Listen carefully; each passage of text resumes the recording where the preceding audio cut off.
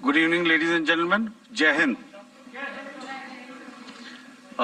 Welcome to this second special press conference on Operation Sindoor. Like yesterday, we'll have the opening statements by the three senior officers who are here with me. You all know them well now.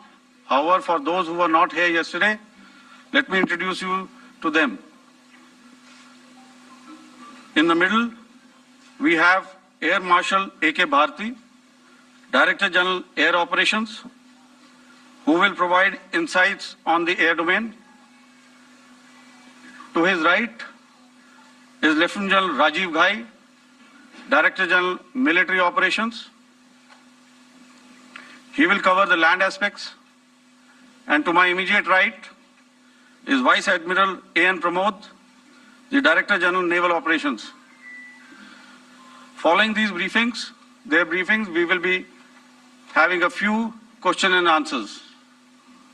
May I now request the DG Air Operations to commence the proceedings.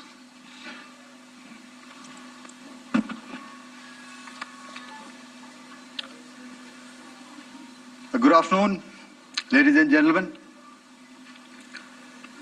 Yesterday, we had a detailed brief on the successful joint operations that were carried out to destroy the terror infrastructure in Pakistan-occupied Jammu and Kashmir, as well as in Pakistan itself. We also iterated that our fight was with terrorists and their support infrastructure and not with Pakistan military. However, it is a pity that the Pakistan military chose to intervene and bat for the terrorist, which compelled us to respond in kind. दोस्तों, हमारी लड़ाई आतंकवाद और आतंकवादियों के खिलाफ थी।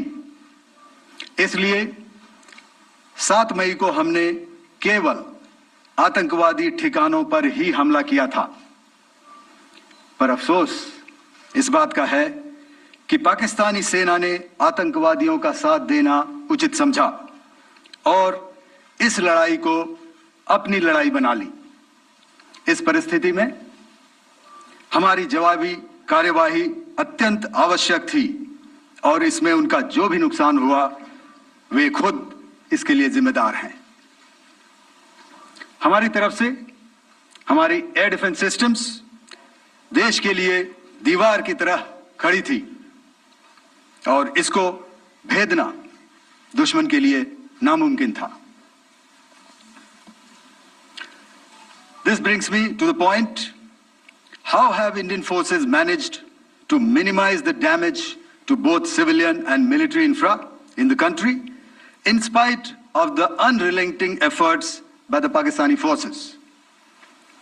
Most of you and the majority populace within the country have had a lot to say about the layered and integrated air defense systems put in place by the Indian Armed Forces, which includes the assets of the Indian Army, the Indian Navy, in addition to the primary air defense assets of the Indian Air Force.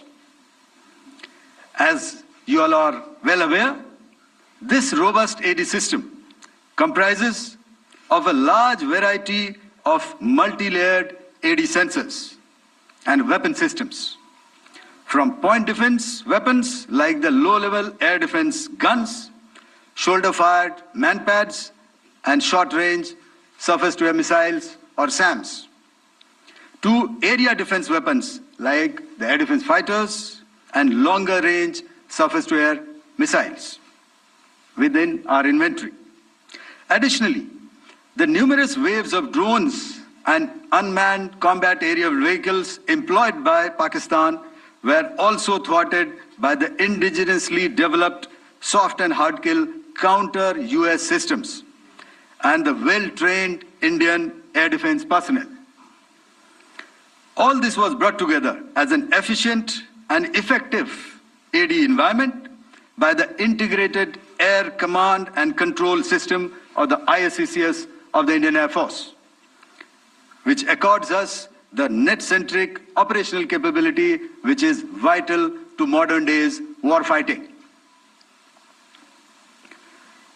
While much has been said and written about the newer systems, I would like to place on record the performance and efficacy demonstrated by even the older battle-proven AD systems like the Pechora, the OSA AK, and the LLAD guns in countering the Pakistani threat vectors in the current operations. They were all modern generations, but these battle-proven systems stood the test of time and took them on head-on.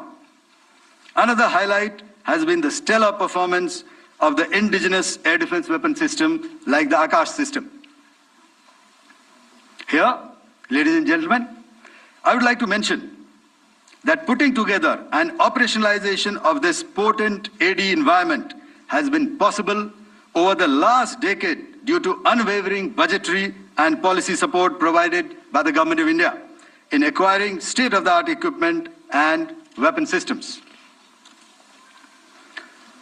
Some of the results achieved in countering the enemy threat vectors over the last week are now being shown on the screen. Shown on the screen is a probable enemy PL-15 missile, which is of Chinese origin.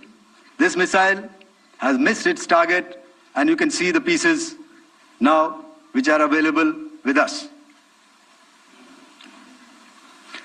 Another weapon system or weapon which was found was the long-range rocket, the pieces of which you can now see on the screen.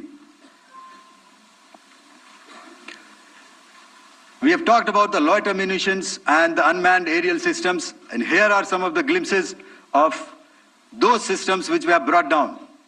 To your right, with the right undercarriage or the wheel, you can see is the Yeeha system, which is of Chinese origin with Pakistan. You can see some quadcopters, and you can see one odd Sonka drone hanging by the wire. All these have been brought down by our trained crew and air defense systems.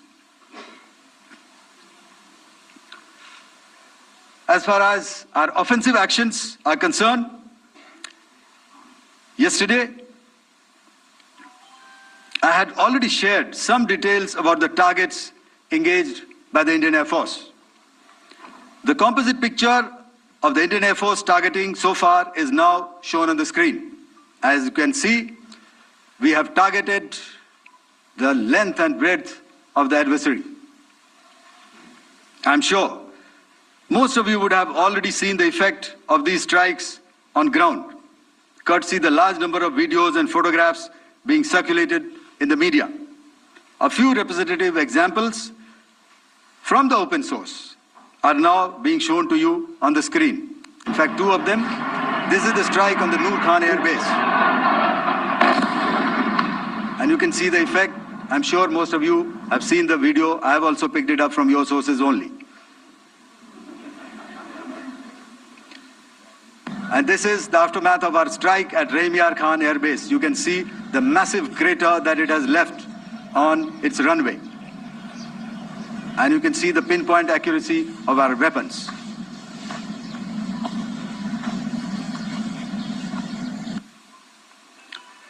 So with that, giving you an overview of how our air defense systems have thwarted the enemy drones, their fighter aircraft, their missiles, and resulted in minimal losses on our side.